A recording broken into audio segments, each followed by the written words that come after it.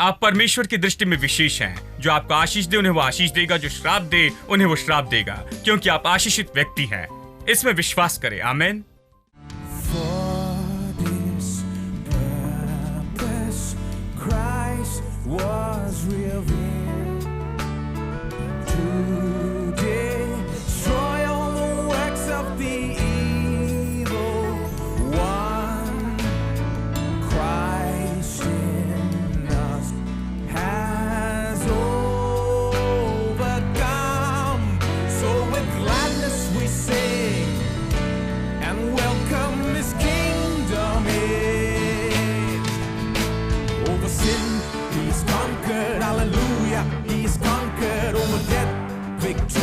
Hallelujah, victorious over sickness, he's triumphed, hallelujah, he's triumphed. Jesus reigns over all, over sin, he's conquered, hallelujah, he's conquered over death, victorious, hallelujah, victorious over sickness, he's triumphed, hallelujah, he's triumphed.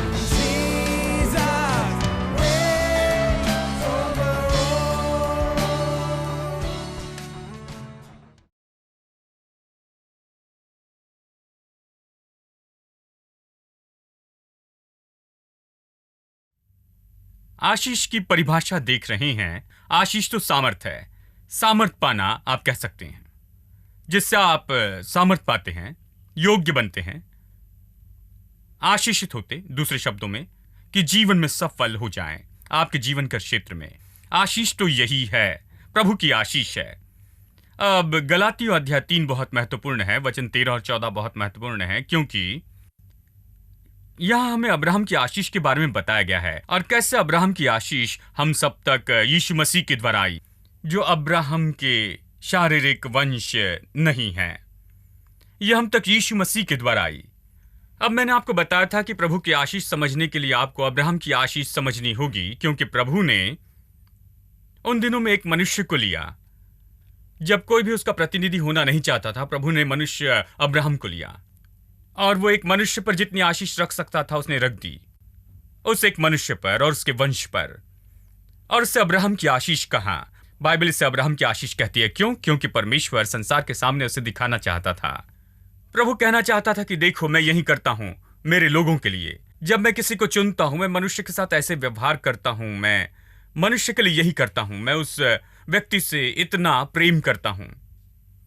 अब वो सबके साथ ऐसा नहीं करता, क्योंकि सब प्रभु पर विश्वास नहीं करते, लेकिन ये मनुष्य, अजनबी व्यक्ति, ये प्रभु पर विश्वास करने लगता है और वो जो कहता उस पर, और परमेश्वर उसके साथ काम करने के लिए तैयार था और उस पर सारी आशीषें उंडेलता है और संसार के सामने उसे शोपीस बनाता और उसके वंश से एक बड़ा देश बनाता है, उसे संसार के सामने शोपीस बनाता है कि लोग जाने कि प्रभु की आशीष किस बारे में है। इसलिए अब्राहम की आशीष समझे बिना परमेश्वर की आशीष नहीं समझ सकते हैं। अब अब्राहम की आशीष ये है, जैसे हम पढ़ते हैं उत्पत्ति अध्याय 12 वचन 1, 2 और 3 में 5 चीजें हैं। एक बहुत स्पष्ट है, यहां पर है, वो कहता मैं तुझे आशीष दूंगा, तुझे आशीष बनाऊंगा। ये पहली आशीष है। दूसरी बात, प्रभु ने कहा मैं तुझसे बड़ी जाति बनाऊंगा। ये दूसरी आशीष है। ये केवल एक मनुष्य था, प्रभु कहता मैं तुझसे बड़ा देश बनाऊंगा। ठीक है। और फिर तीसरी बात, प्रभु कहता मैं तेरा नाम महान करूंगा। यह अब्राहम की तीसरी आशीष है। अब्राहम की आशीष महत्वपूर्ण है। यदि आप इसका अर्थ देखें कि किसी का नाम महान करने का अर्थ क्या है, हम इसके बारे में बाद में चर्चा करेंगे। यह कुछ महान है। देखिए, प्रभु कहता है कि मैं तेरा नाम महान करूंगा। चौथी बात, प्रभु कहता है जो तुझे आशीष दे उन्हें आशीष दूंगा और जो तुझे श्राप दे उन्हें श्राप दूंगा। मैं इस आधार पर करूंगा, वो कहता है। पांचवी आशीष है कि तेरे द्वारा पृथ्वी के सारे कुल आशीष पाएंगे। अब मैं आपको जानकारी दूंगा कि आप भी इसके बारे में सोच सके। इसके बारे में सिखाने से पहले वो कहता है कि मैं तुझे आशीष बनाऊंगा, मैं तुझे आशीष दूंगा और तुझे आशीष बनाऊंगा। ये तो किसी व्यक्ति के जीवन में हर चीज की भरपूरी है, जहां केवल आप आशीषित नहीं, वो केवल आशीष नहीं देना चाहता कि आपके पास काफी हो। प्रभु आपको आशीष बनाना चाहता है कि आप दूसरों को दे सके, आपके पास दूसरों को देने के लिए काफी होगा। तो ये भरपूरी और बहुतायत की जीवन शैली के बारे में कह रहा है जो उस व्यक्ति में है। तो प्रभु कहता है मैं तुझे आशीष दूंगा और तुझे आशीष बनाऊंगा। यहां देखिए, प्रभु ने कहा कि मैं तुझसे बड़ा देश बनाऊंगा। यह बहुत महत्वपूर्ण है क्योंकि वो एक मनुष्य से शुरू करता है, बिल्कुल शून्य से, महत्वहीन व्यक्ति से, लेकिन प्रभु कहता है मैं तुझे एक महान देश बनाऊंगा। पूरे संसार के सामने तू एक विशेष देश होगा, अद्भुत लोग होंगे, तुम शो पीस होंगे, तुम खासकर आशीष पाए देश होंगे। मैं तुम्हें इस तरह से सामर्थ दूंगा, मैं तुम्हें बढ़ाऊंगा, बहुगुणित करूंगा, संख्या और साथ ही गुणवत्ता में भी। संख्या और साथ ही गुणवत्ता में बढ़ोतरी होगी। मैं तुम पर यह सब लाऊंगा कि तुम महान देश हो जाओगे। लोग तुम्हें देखकर सच में तुमसे डरेंगे। वो कहता है मैं तुम्हें ऐसे बनाऊंगा। यह महत्वपूर्ण बात है।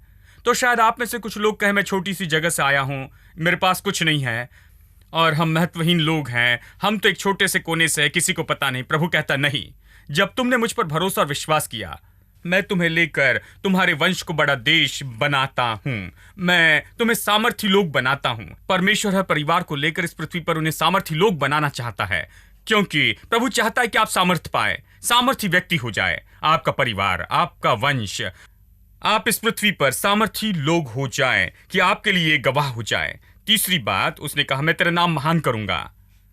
उसका यह अर्थ नहीं कि हम बाहर जाकर अखबारों में इश्तिहार दे, जानते हैं, वॉल पोस्टर बनाकर जगह जगह दीवार पर लगाए कि हमारा नाम सब लोग जाने। ये बहुत ही आसान है। कुछ लोगों के जैसे हम ऐसे कर सकते हैं और रातों रात हम विख्यात होंगे, सब लोग जानेंगे कि हम कौन हैं। इसका यह अर्थ नहीं। वो कहता मैं तेरा नाम महान करूंगा, यानी प्रभु इससे करे, इसकी राह देखे। जब प्रभु इससे करता है यह अद्भुत होता है। प्रभु इससे करता है, वो सच में आपको शून्य से निकालता है और सच में आपको किसी महत्वपूर्ण जगह पर वो रखता है कि आपका नाम वहां पर होता है। सब लोगों में आपका नाम ऐसा होता है जो अद्भुत होता है। प्रभु आपका अच्छा नाम देता और प्रभु आपका नाम महान करता है। अब इसलिए मेरा काम है ये नहीं कि बाहर जाकर खुद के लिए बड़ा और बड़ा नाम कमाऊं, कि इस संसार में मैं बड़ा नाम कमाने की कोशिश करूं। ऐसा करने की मैं कोशिश नहीं करता। प्रभु ये करता है। प्रभु महान नाम देता है मुझे, आपको अच्छा नाम देता है। हम क्या करते? हम केवल इच्छा को बनाए रखते हैं और उसने उस नाम को जो महानता दी है उसे रखते हैं कि हम इसमें गड़बड़ी में ना आए। जब प्रभु आपको अच्छा नाम देता है तो आप इसे बनाए रखें, गड़बड़ी नहीं करते, कुछ गलत नहीं करते कि सारा नाम व्यर्थ हो जाए। परमेश्वर आपको एक उद्देश्य के लिए देता है। प्रभु चाहता है कि आपके पास महान नाम हो इस पृथ्वी पर, ठीक है? चाहता है कि आप महत्वपूर्ण व्यक्ति हो जाए। फिर कहता है जो तुम्हें आशीष दे उन्हें आशीष दूंगा, जो श्राप दे श्राप दूंगा। प्रभु कहता है वो अच्छा व्यवहार करे, क्योंकि जो तुम्हें आशीष दे उन्हें आशीष दूंगा, जो श्राप दे श्राप दूंगा। मैं आपको बताऊं, परमेश्वर ने यहोशू से कहा कि इस पृथ्वी पर कोई मनुष्य तेरे सामने खड़ा नहीं रह सकता है। मैं उन वचनों को याद करता हूं। इन वचनों का मेरे लिए अर्थ है कोई मनुष्य नहीं, इस पृथ्वी पर एक मनुष्य भी मेरे सामने खड़ा नहीं रह सकेगा। कोई मनुष्य। मैं कहूं यदि आप प्रभु पर विश्वास करें, उसके आशीष पर विश्वास करें, प्रभु एक मनुष्य को भी आप पर एक उंगली उठाने नहीं देगा, क्योंकि आप परमेश्वर की दृष्टि में विशेष हैं। जो आपको आशीष दे उन्हें वो आशीष देगा, जो श्राप दे उन्हें वो श्राप देगा, क्योंकि आप आशीषित व्यक्ति हैं। इसमें विश्वास करें। आमीन। और फिर पांचवी बात, प्रभु ने कहा तुझ में पृथ्वी के सारे कुल आशीष पाएंगे। मैं सोच नहीं सकता कि कैसे प्रभु इन चीजों को पूरा करता है। यह मुझे चकित करता है, मुझे रोमांचित करता है। यदि मैं इसे करना चाहूं तो नहीं कर सकता, जानते हैं, लेकिन प्रभु इसे करता है। प्रभु की यह आशीष है। पृथ्वी के सारे कुल आशीष पाते हैं। पृथ्वी के सारे कुल कैसे हमसे आशीष पा सकते हैं? हम पृथ्वी के कुल को कैसे आशीष दे सकते हैं? यदि मैं आपके घर में आऊं तो कौन सी आशीष ला सकता हूं? मैं आपको बताऊं, केवल एक ही आशीष ला सकता हूं, यीशु मसीह का वो सुसमाचार जो मैं संग ले जाता हूं। जब मैं आपके घर में आता हूं तो साथ में लाया हुआ लड्डू कोई आशीष नहीं है जिससे हम बस कुछ मिनटों में ही खाकर खत्म कर देते हैं, लेकिन मैं सुसमाचार का संदेश लाता हूं। यीशु मसीह का सुसमाचार जो मैं इस पृथ्वी के हर परिवार के लिए यहां पर लाता हूं, यह बहुत ही अद्भुत है। हम इसी तरह से आशीष हो सकते हैं। यही सच्ची आशीष है, ठीक है? और केवल मैं इससे नहीं कर रहा हूं, आप सब इसमें मेरे पार्टनर्स हैं। हम इससे करते हैं, इसलिए नहीं कि मैं करता हूं, लेकिन आप इसमें भागी हैं, आप इसके अंग हैं। हम सब मिलकर इसे करते हैं। तो मैं आपसे कहता हूं कि परमेश्वर हर एक के जीवन में अपनी प्रतिज्ञा पूरी करता है। आप में पृथ्वी के सारे कुल आशीष पाएंगे। आप इसके कारण हैं, या आप हो चुके, यानी आप वो हो चुके हैं ऐसे व्यक्ति जिसके द्वारा पृथ्वी के सारे कुल अब सुसमाचार सुनते हैं। जैसे गलातियों 3:13 इस तरह कहता है, यह कहता है मसीह ने हमें व्यवस्था के श्राप से छुड़ाया है। हमारे लिए वो श्राप बना, क्योंकि लिखा है जो कोई काठ पर लटकाया जाता है वो श्रापित है, कि अब्राहम की आशीष मसीह यीशु में अन्य जातियों तक पहुंची। यानी अब्राहम की आशीष, सब लोग कहे अब्राहम की आशीष। कुछ लोग सबको आशीष कहते हैं, कुछ बुरा हुआ तो कहते हैं कि यह भी आशीष है। खैर, मुझे वो आशीष नहीं चाहिए, इसलिए मैं सावधान हूं कि कौन सी आशीष के बारे में कह रहा है। यानी जब वो ये आशीष और वो आशीष के बारे में कहते हैं, मुझे वो सारी आशीष नहीं चाहिए। जानते हैं, कोई कहेगा भाई बीमारी आई है, लेकिन वो बीमारी भी आशीष है, मुझे वो आशीष नहीं चाहिए, मुझे माफ करना। जानते हैं, मुझे वो आशीष नहीं चाहिए, और मैं नहीं कहूंगा कि आप ही रखें, क्योंकि मैं ये प्रचार नहीं करता हूं। यानी आप सबको आशीष नहीं कह सकते, आपको स्पष्ट होना होगा कि आशीष क्या है। जब ये कहता है आशीष, तो ये और वो व्यक्ति जिस आशीष के बारे में कहते हैं उसके बारे में नहीं कहता। ये तो एकमात्र आशीष के बारे में कहता, अब्राहम की एकमात्र आशीष, जो भी अब्राहम की आशीष थी, बिल्कुल वही आशीष। ये 5 चीजें, वो आशीष हमारी है यीशु मसीह के द्वारा। आमीन। क्या आप ये विश्वास करते हैं? बिल्कुल वही आशीष यीशु मसीह के द्वारा हमारी है। अब वचन 7 पढ़िए।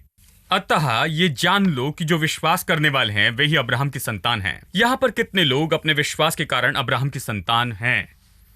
विश्वास से आप अब्राहम की संतान होते हैं। आप शारीरिक रूप में अब्राहम के वंश नहीं, आप यहूदी नहीं हैं, लेकिन विश्वास से आप अब्राहम की संतान हैं। आप यीशु मसीह के द्वारा परमेश्वर पर विश्वास करते, इसलिए आप तो अब्राहम की संतान हैं। ठीक है।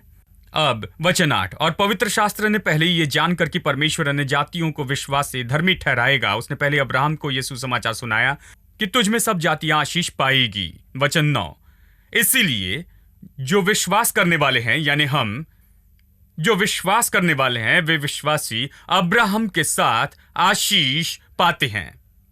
हम अब्राहम के साथ आशीषित हैं। उस आशीष से हम अब्राहम के साथ आशीषित हुए हैं। सब लोग कहें अब्राहम के साथ आशीषित हूं। आप विश्वासी अब्राहम के साथ आशीषित हैं, यही अच्छी खबर है। यानी इस शरीर में मेरा लक्ष्य है कि यह सत्य स्थापित करूं कि आप आशीषित हैं। अब बहुत से विश्वासी निश्चित नहीं जानते कि वो आशीषित है या श्रापित है, क्योंकि यदि आप बहुत से विश्वासी को देखें तो कहते हैं, खैर भाई, किसी ने मुझ पर श्राप रखा, किसी ने मुझ पर जादू किया, मुझे श्राप दिया है, मुझ पर ये और वो किया है, कोई जादू किया। इससे उनका अर्थ है उन पर कोई श्राप लटका हुआ है। कुछ लोग विश्वास करते हैं कि उन पर कोई पीढ़ी का श्राप है, उनके परदादा के समय से, उनके पहले से, ये पीढ़ी से पीढ़ी तक आते जा रहा है। और वो उन सभाओं में जाते हैं जहां पीढ़ियों का श्राप तोड़ते हैं, और वो बहुत से सेशंस करते हैं, श्राप तोड़ने की सभाएं और सेशंस जानते हैं, जहां वो श्राप तोड़ने की क्रिया से जाते हैं। और ये सब इन दिनों में जब मैं विश्वासी को देखता हूं तो निश्चित नहीं जानता कि क्या वो आशीष में या श्राप में विश्वास करते। क्या आप आशीषित हैं? मुझे उनसे पूछना लगता है कि आप आशीषित हैं या श्रापित हैं। यदि आप मुझसे पूछे कि क्या आप आशीषित हैं या श्रापित हैं, तो मैं आपको बताऊं, बिना किसी संदेह से कह सकता हूं, मैं तो आशीषित हूं, मुझ पर कोई श्राप नहीं, मैं तो आशीषित हूं। मैं हर दिल में यह सत्य स्थापित करना चाहता हूं कि आप सच में आशीषित है। कोई भी किसी तरह से कोई श्राप आप पर नहीं आ सकता, चाहे आप पर कोई भी डालने की कोशिश करे। अब यह बहुत महत्वपूर्ण है। देखिए, इसलिए हम इस वचन में आए हैं, क्योंकि यह वचन आशीष और श्राप के बारे में कहता है। श्राप क्या है? श्रापित होना यानी दोषी होना। दूसरा शब्द है डैम। बहुत से लोग डैम शब्द का उपयोग करते हैं, शैतान ने इसे रखा है, क्योंकि छोटी सी आग सारा जंगल जला देती है। यानी शैतान जब लोगों को नाश करना चाहता है तो उनके मुंह में डैम शब्द रखता है। यानी वो हमेशा कहते हैं डैम ये, डैम वो हमेशा कहते रहते हैं डैम डैम डैम डैम। और यही अर्थ है कि डैम का मतलब, यदि वो इसका अर्थ जानते तो इसे नहीं कहते। डैम होने का मतलब विनाश के लिए चिन्ह लगाया जाना, विनाश के लिए निश्चित करना, विनाश के लिए नियुक्त करना, नाश होने के लिए तय किए गए। आशीष तो उसका उल्टा है। आप सामर्थ पाते, योग्य होते कि सफल हो जाएं। आशीष तो यही है। यानी आशीष तो सफल होने के लिए सामर्थ्य और योग्यता पाना है। श्राप तो आप पर चिन्ह लगाना है, नियुक्त करना है और निश्चित करना है नाश होने के लिए। अब आशीष और श्राप तो असली है। अब आधुनिक दिनों में बहुत से लोग इस पर विश्वास नहीं करते। ये बहुत असली है। बाइबल आशीष के बारे में कहती है, आपको इसे पकड़ना होगा। जानते हैं, यदि आप आशीष में विश्वास करते हैं तो श्राप भी है, और आशीष और श्राप तो बहुत असली है। और इसलिए कहता है कि मसीह ने हमें श्राप से छुड़ा लिया है। जैसे लिखा है, जो कोई काठ पर लटकाया जाता है वो श्रापित है। कि अब्राहम की आशीष, देखिए, उसने हमारा श्राप उठाया कि आशीष अन्य जाति पर आ सके, हम पर। यानी श्राप और आशीष असली हैं। उसने श्राप दूर किया, यीशु आया, पेड़ पर लटकाया गया, क्रूस पर मरा, हमारा श्राप उठाया। यदि असली नहीं होता तो श्राप क्यों उठाता? यदि आप श्राप में विश्वास नहीं करते तो लेने के लिए क्या है? बहुत से लोग इतने आधुनिक हैं कि वो कहते हैं कि श्राप पर विश्वास नहीं करता। खैर, मैं आपको बताऊं मेरे दोस्तों, यीशु ने श्राप उठाया, श्राप लिया और हमारे लिए श्राप बना, बाइबल कहती है। यानी श्राप में कुछ है, श्राप तो असली है, श्राप तो असली बात है, जैसे आशीष असली बात है। यदि श्राप नहीं होते तो आशीष को कोई अर्थ नहीं होता, क्योंकि यदि श्राप है तो आशीष में अर्थ है। श्राप दूर करके हम पर आशीष उंडेली गई है, बाइबल यही तो कहती है। यानी इसे समझते हैं। चलिए चलते हैं यहां गिनती में, प्लीज मेरे साथ निकाली गिनती अध्याय 22। हम पिछली बार हम यहीं पर थे। हम ये पॉइंट को साबित कर रहे थे कि श्राप असली हैं और आशीष भी असली हैं। इस्राएल के लोग जंगल से जा रहे थे और उनकी यात्रा में उन्हें बहुत सी विजय पानी थी और रुकावटों पर जय पाना था कि वो प्रतिज्ञा के देश में जा सके। अब एक जगह पर वो किसी खास रुकावट के पास आए। बालाक नाम का एक राजा था और वो बाहर आकर परमेश्वर के लोगों को देखता है और बड़ी भीड़ को देखता है कि वो बड़ी भीड़ में आते हैं। उसने कहा कि ये भूमि के धूल के जैसे हैं, वो यहां आ रहे हैं कि हमारी सारी आशीष को चट कर जाएं। सच में उसने कहा, जैसे बैल खेत की घास चट कर जाता है, वो हमारी सारी चीजों को चट करने के लिए आ रहे हैं, हमारे पास जो भी है उसे लेने के लिए आ रहे हैं। उसने सही कहा। प्रभु ने उन्हें वो देश दिया था, वो आ रहे थे कि देश ले ले, और प्रभु के लोग बढ़ रहे थे। यानी उसने अंतरराष्ट्रीय श्राप में विख्यात व्यक्ति को बुलावा भेजा कि वो आकर इन्हें श्राप दे, क्योंकि इन लोगों के बारे में एक बात समझ गया था। उसने इन लोगों के इतिहास के बारे में जाना कि ये एक मनुष्य अब्राहम से शुरू हुए और अब बढ़कर इतने लोग हो गए। वो मिस्र नाम के सुपर पावर देश से बाहर निकलकर आए थे।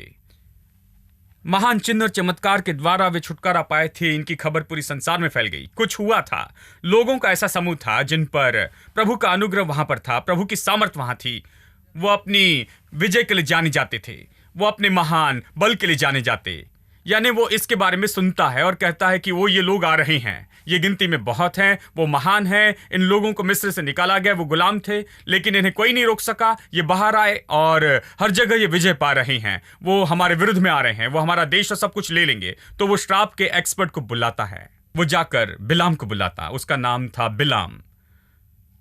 और बिलाम आता है, श्राप देने के लिए तैयार था, क्योंकि वो दाम मिलने पर आता है। हाँ, वो श्राप देने में एक्सपर्ट था, लेकिन चार्ज ज्यादा थे। राजा उसके क्लाइंट्स थे। वो कहता है, ठीक है, मैं आकर इसे करूंगा। और वो आता है और प्रभु से मिलता और कहता है, देखो, मैंने उन्हें आशीष दी है तो उन्हें श्राप नहीं देना। जिन्हें मैंने आशीष दी उन्हें श्राप नहीं दे सकता। प्रभु हस्तक्षेप करता है कि मैंने आशीष दी तो श्राप नहीं दे सकता। वो कहता है, ओहो। वो राजा से कहता है, बुरी खबर है, मैं श्राप देने के लिए आया था, मेरी फीस लेने के लिए मुझे खुशी है, माफ करना, प्रभु ने आशीष दी, मैं श्राप नहीं दे सकता, प्रभु के विरुद्ध में खड़ा नहीं रह सकता हूं।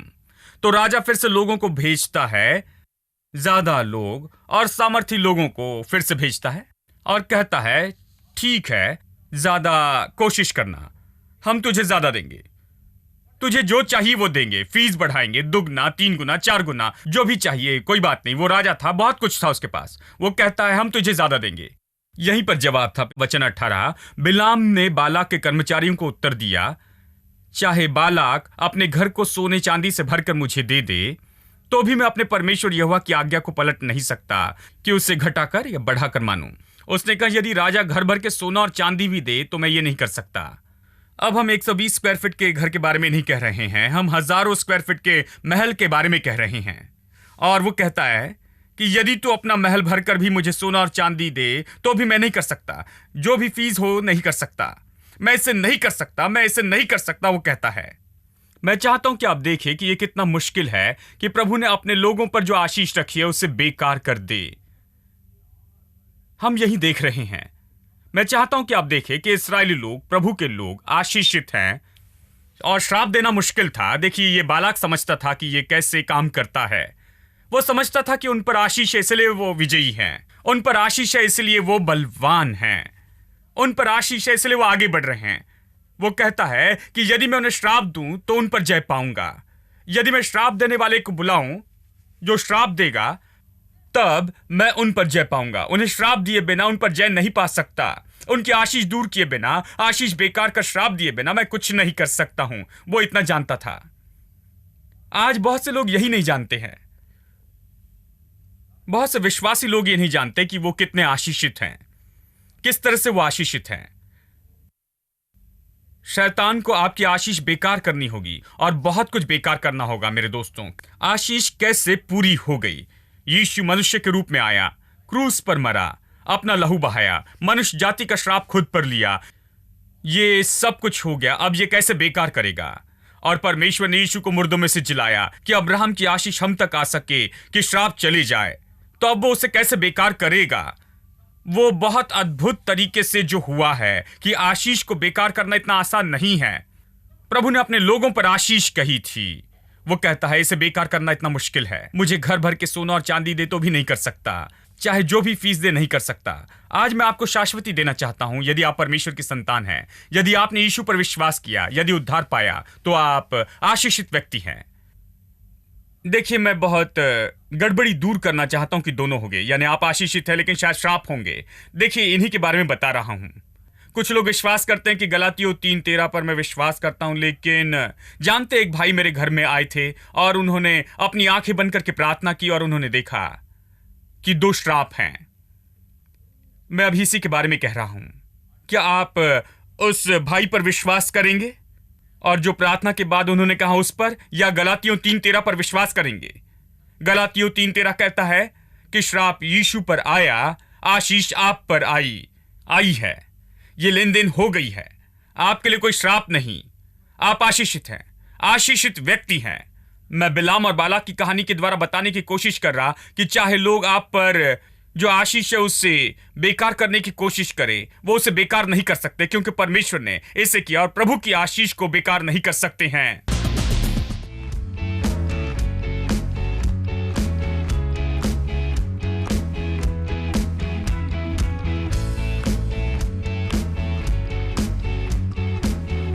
God is fighting for us. God is fighting for us. God is on our side. He has overcome us. He has overcome. We will not be shaken. We will not be moved. Jesus, you are here.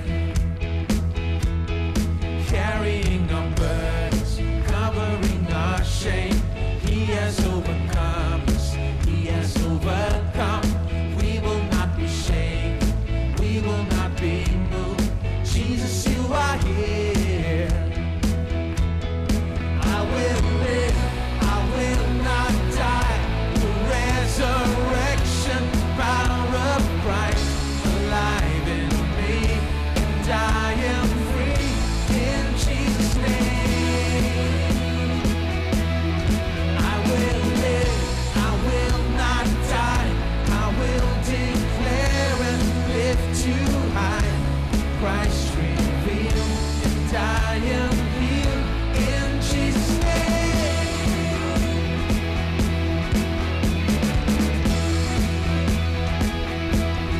Carrying our burdens, covering our shame. He has overcome, yes, He has overcome. We will not be shaken, we will not be moved. Jesus, you are here. I will live, I will live, I will not die. The resurrection power of Christ alive in me, and I am free in Jesus' name. I will live, I will not die. I will declare